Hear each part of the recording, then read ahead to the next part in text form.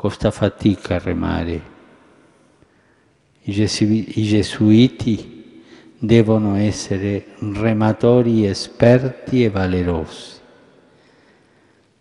Remate dunque, remate, siate forti anche col vento contrario.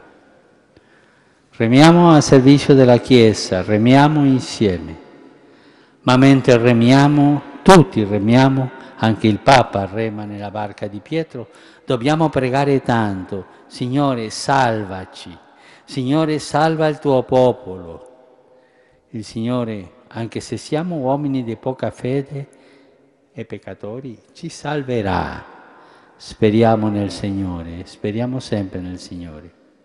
È il cuore della liturgia di ringraziamento celebrata ieri pomeriggio da Papa Francesco nella Chiesa del Gesù a Roma, a 200 anni dalla ricostruzione nel 1814 della compagnia fondata da Sant'Ignazio di Loyola.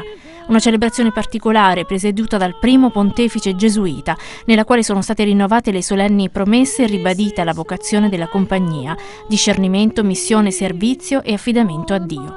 Nella sua omelia Francesco ha ricordato l'atteggiamento di padre Lorenzo Ricci, l'ultimo generale al tempo dello scioglimento, che insieme ai suoi confratelli visse quel momento in uno spirito di carità, obbedienza, pazienza, semplicità evangelica e amicizia con Dio.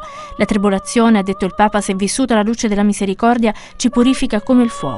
Ieri come oggi la compagnia affronta il dramma dei profughi, dei rifugiati, nel rispetto della sua identità. Il gesuita, ha concluso il Papa, è un uomo che adora Dio, serve i suoi fratelli, è compagno di Gesù, ha gli stessi sentimenti di Gesù.